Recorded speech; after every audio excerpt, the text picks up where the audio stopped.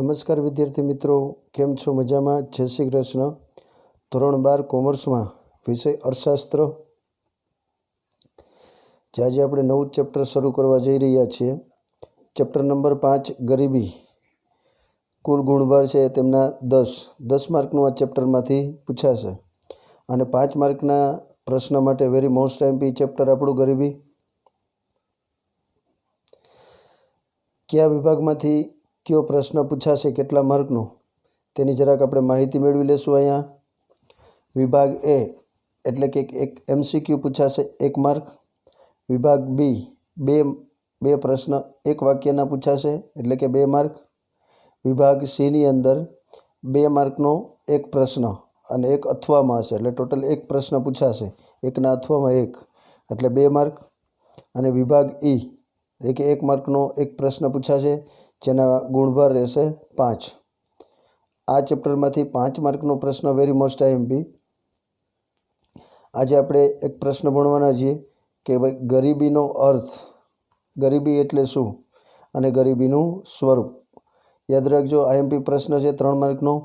ગરીબીનો અર્થ અને ગરીબીના સ્વરૂપની માહિતી મેળવવાની છે. ગરીબીનો અર્થ અને ગરીબીનું સ્વરૂપ. જો ગરીબી અર્થતંત્રમાં પ્રવર્તતી એવી પરિસ્થિતિ છે, યાદ રાખજો, ગરીબી અર્થતંત્રની અંદર પ્રવર્તતી એવી પરિસ્થિતિ કે જેમાં સમાજનો એક વર્ગ પોતાની પાયાની, ખાસ યાદ રાખજો કે સમાજનો કોઈ પણ એક વર્ગ પોતાની પાયાની લઘુત્તમ જરૂરિયાતો પણ સંતોષી શકતો નથી. આવી કોઈ પરિસ્થિતિ હોય તો તેને શું કહેવાય? ગરીબી. યાદ રાખજો, સમાજનો એક એવો ભાગ છે કે જે પોતાની પાયાની જરૂરિયાતો પણ સંતોષી શકતો નથી, જેમ કે રોટી, કપડાં અને મકાન, જે આપણી પ્રાથમિક જરૂરિયાતો છે, જે આપણી પાયાની જરૂરિયાતો છે. તેમાં તેને લઘુત્તમ, બરાબર, થોડા પ્રમાણમાં કોઈ પણ વસ્તુ, જીવન જરૂરિયાતની વસ્તુ જરૂરી છે જીવન ચલાવવા માટે, આવી લઘુત્તમ જરૂરિયાતો પણ સંતોષી શકતો નથી, તેને આપણે ગરીબ કીધો છે. યાદ રાખજો ફરીથી એકવાર કે ગરીબી અર્થતંત્રમાં પ્રવર્તતી એવી પરિસ્થિતિ છે.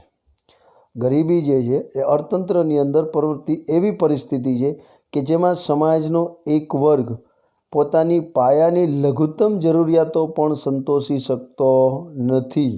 બરાબર, જીવનને ટકાવી રાખવા માટે માણસની જરૂરિયાતો હોય છે. એ જરૂરિયાતોની જે એટલે કે પાયાની જરૂરિયાતો હોય છે, જેમ કે આપણે પ્રાથમિક જરૂરિયાતોની વાત કરી, રોટી, કપડાં અને મકાન, કે બરાબર, આ 3 વસ્તુ તો જરૂરી જ છે. બરાબર, તેમાંથી લઘુત્તમ જરૂરિયાતો, ઓછામાં ઓછી જરૂરિયાતો પણ એ સંતોષી શકતો નથી. બરાબર, તેને આપણે કહેવાય ગરીબી. હવે ગરીબીનો અર્થ જોઈ લઈએ, તેની સમજૂતી મેળવી લઈએ. 1 માર્કનો વેરી મોસ્ટ એમપી પ્રશ્ન, ગરીબીનો અર્થ. ખાસ યાદ રાખજો, જ્યારે સમાજનો એક મોટો વર્ગ પોતાની પાયાની લઘુત્તમ જીવન જરૂરિયાતો સંતોષી શકતો નથી, તે પરિસ્થિતિને આપણે શું કીધું છે? ગરીબ. કે સમાજનો કોઈ એક વર્ગ જે છે, બરાબર, એના જીવનને ટકાવી રાખવા માટે અમુક જરૂરિયાતો જરૂરી છે.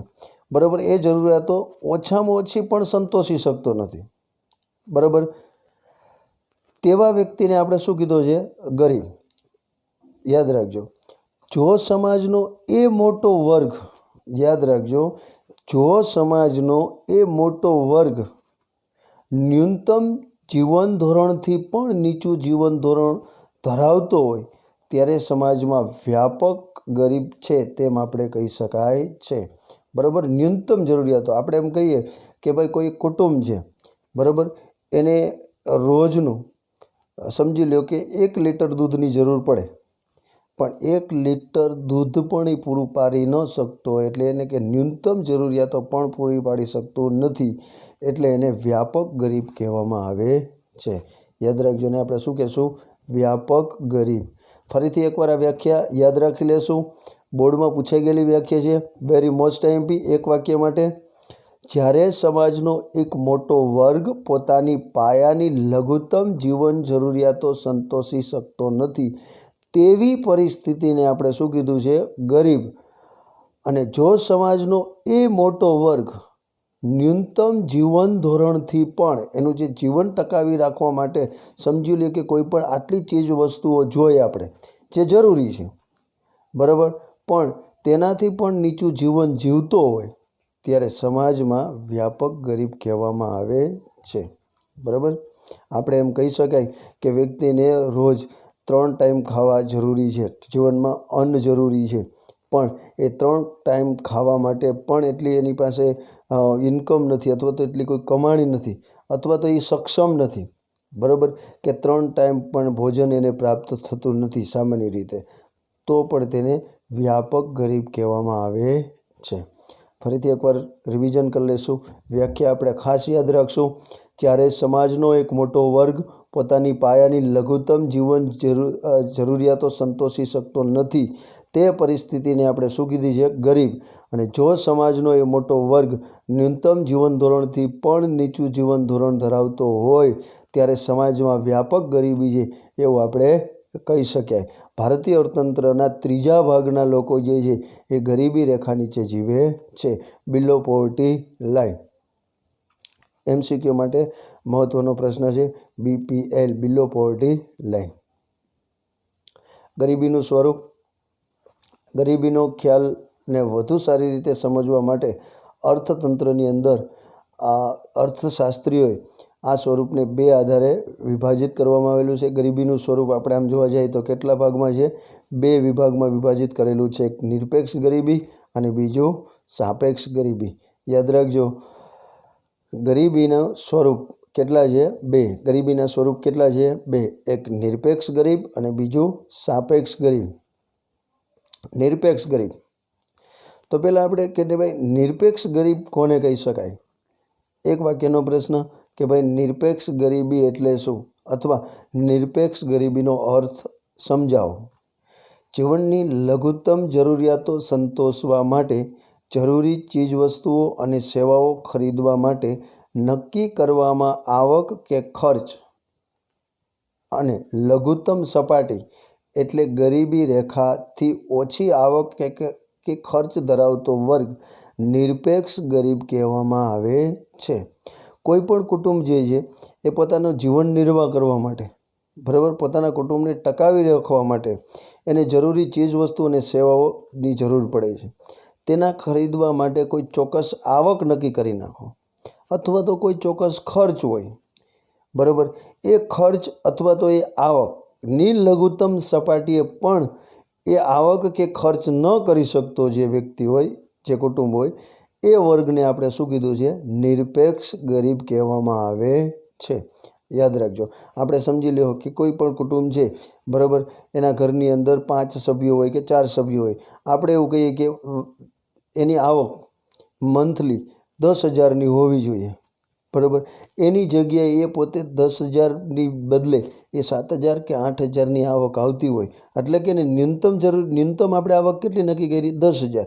પણ 10,000 પણ પૂરી પાડી શકતો નથી, એને આપણે નિરપેક્ષ ગરીબ કહીશું.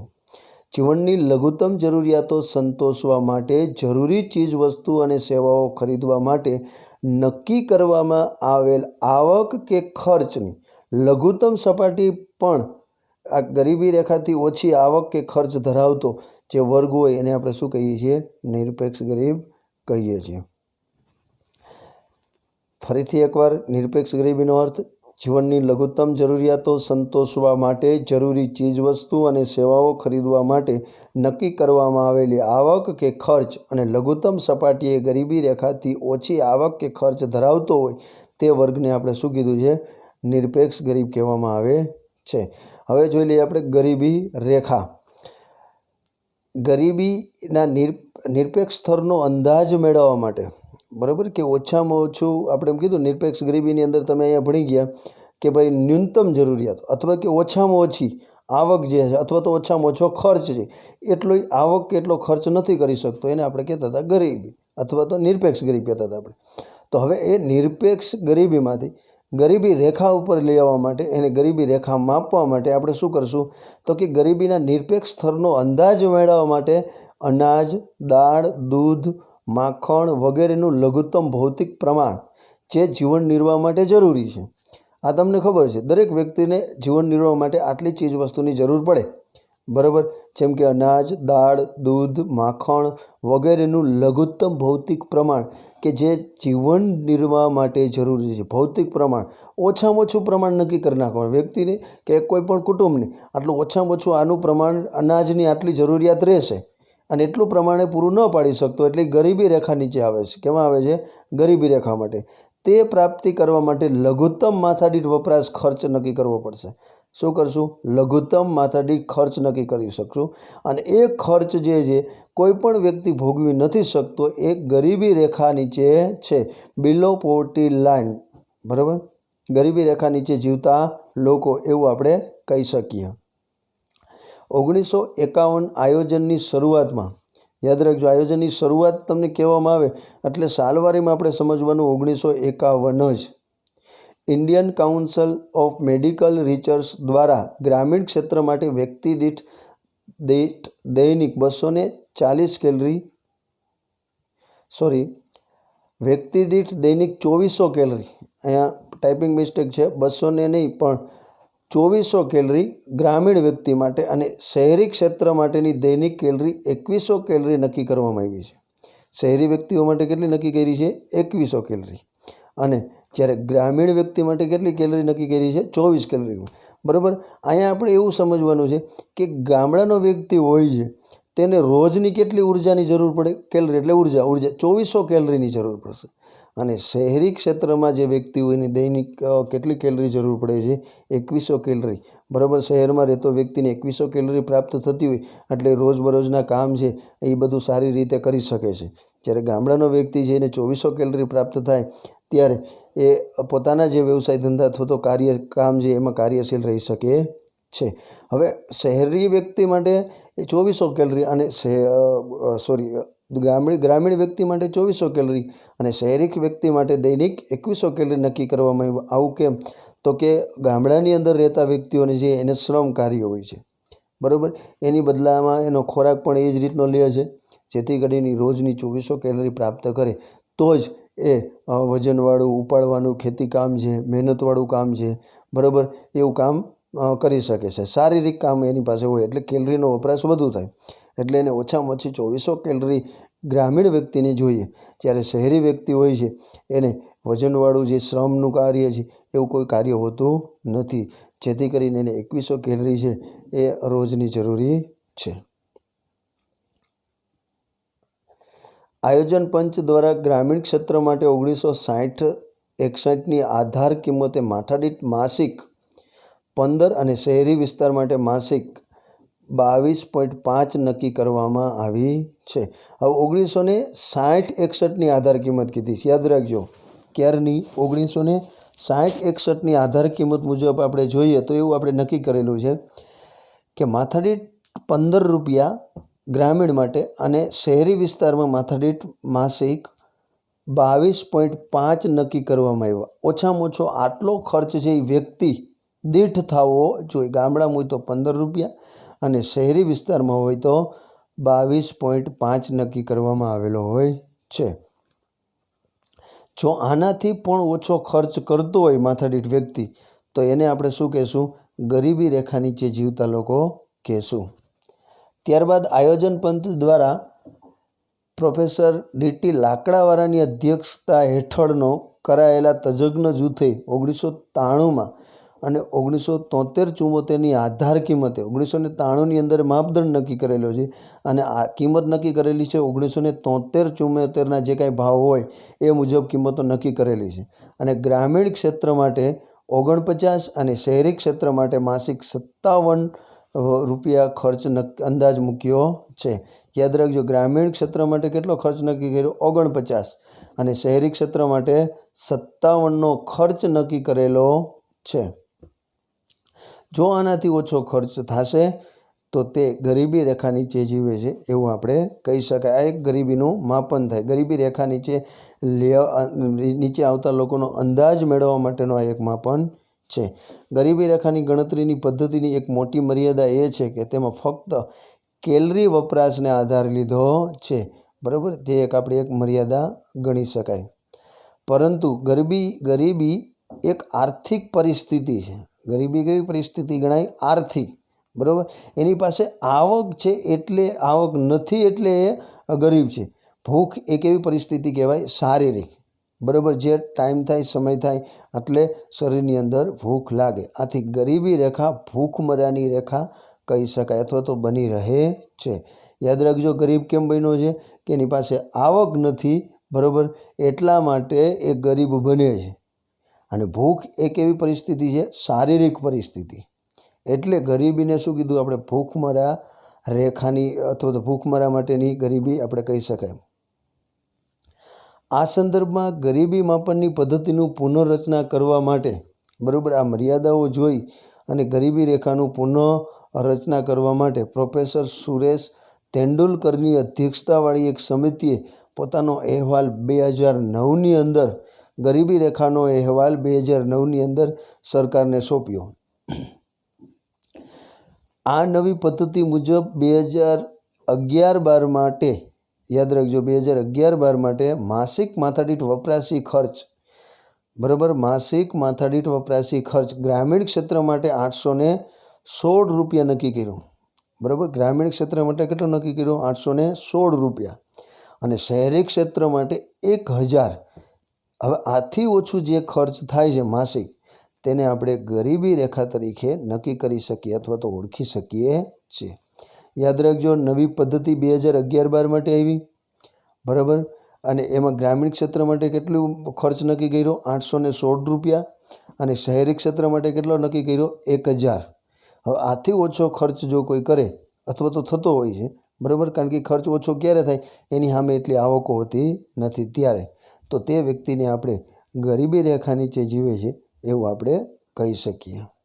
હવે આ જ માપ જે છે એ આંતરરાષ્ટ્રીય દ્રષ્ટિએ જોવું હોય તો કે આંતરરાષ્ટ્રીય સ્તરે ગરીબી રેખાનું પ્રમાણ નિર્ધારિત વિશ્વ બેંક દ્વારા કરે છે. કોણ કરે છે? વિશ્વ બેંક. અને એને 2005માં અહેવાલ નક્કી કર્યો.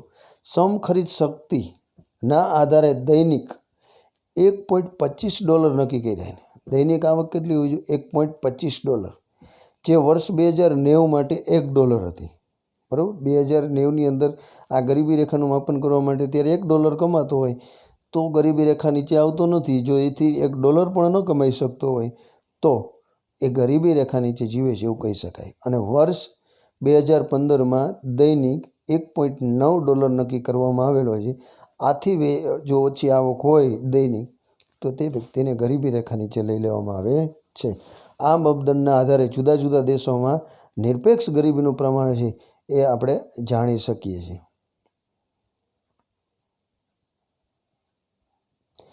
NSSO નેશનલ સેમ્પલ સર્વે ઓર્ગેનાઇઝેશનના 68મા રાઉન્ડની અંદર વર્ષ હતું 2011-12.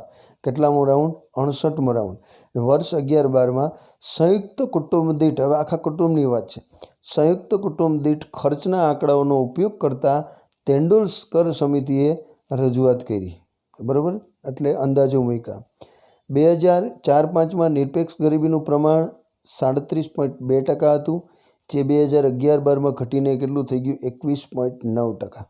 યાદ રાખજો, વર્ષ 2004-05માં નિરપેક્ષ ગરીબીનું પ્રમાણ તેંડુલકર સમિતિ મુજબ 37.2%.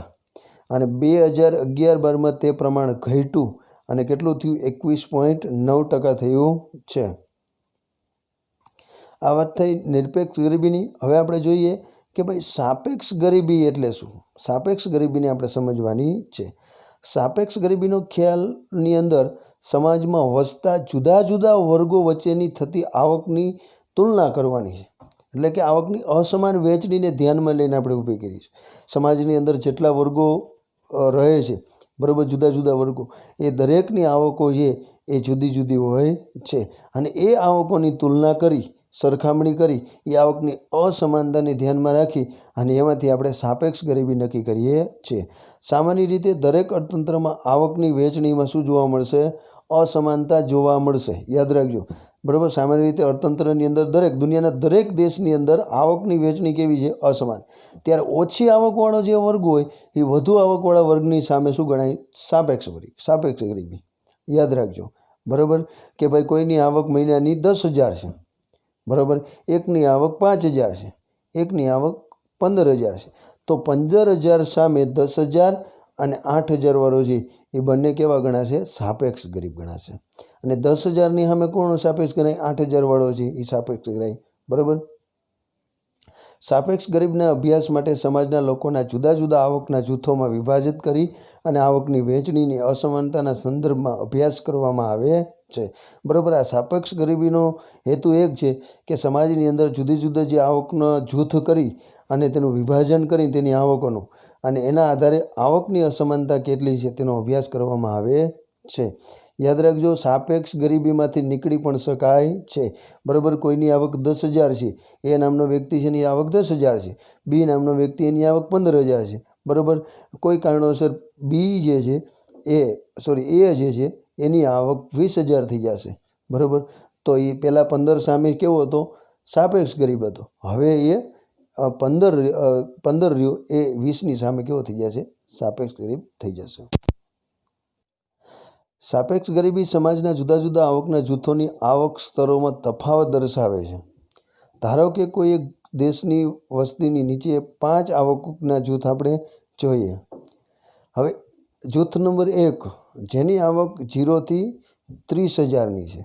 જૂથ નંબર 2 જેની આવક 30,000 થી 1,00,000 છે. અને જૂથ નંબર 3 જેની આવક 1 લાખ છે. જૂથ નંબર 4 3 લાખ થી 10 લાખ છે. અને જૂથ નંબર 5 જેની આવક 10 લાખથી વધુ છે. જૂથ 1 અને 4 જે છે એ નંબર 5 સામે કેવા ગણાશે? સાપેક્ષ ગરીબ ગણાય છે. જ્યારે 4 સામે છે 1, 2 ને 3 સાપેક્ષ ગણાશે અને જૂથ નંબર 3ની સામે જૂથ 2 અને 1 પણ સાપેક્ષ. જો ઉદાહરણમાં જૂથ નંબર 1માં જૂથ 1માં સમાવિષ્ટ વર્ગની આવક કરતાં વધુ છે. જૂથમાં ઉદાહરણમાં આપણે જોવા જાય તો જૂથ નંબર 2ની આવક જે છે જૂથ નંબર 1 કરતાં કેવી થઈ? વધુ થઈ. તો આપણે કહી શકાય જૂથ 2 કરતાં જૂથ 1માં રહેલી વ્યક્તિઓ કેવી ગણાશે? સાપેક્ષ ગરીબ ગણાશે. જૂથ 2માં સમાવિષ્ટ વર્ગની આવક 3, 4, 5માં સમાવિષ્ટ વ્યક્તિઓની આવક કરતાં કેવી ગણાશે? ઓછી. એટલે તે 3, 4, 5ની સામે કેવો ગણાશે? સાપેક્ષ ગરીબ. 2ના વ્યક્તિઓ જૂથ 3, 4, 5 માટે સમાવિષ્ટ વ્યક્તિઓની તુલનામાં સાપેક્ષ ગરીબ છે. જૂથ 2ના પ્રશ્ન આપણે અહીં પૂરો. આભાર વિદ્યાર્થી મિત્રો. જય હિન્દ, જય શ્રી કૃષ્ણ.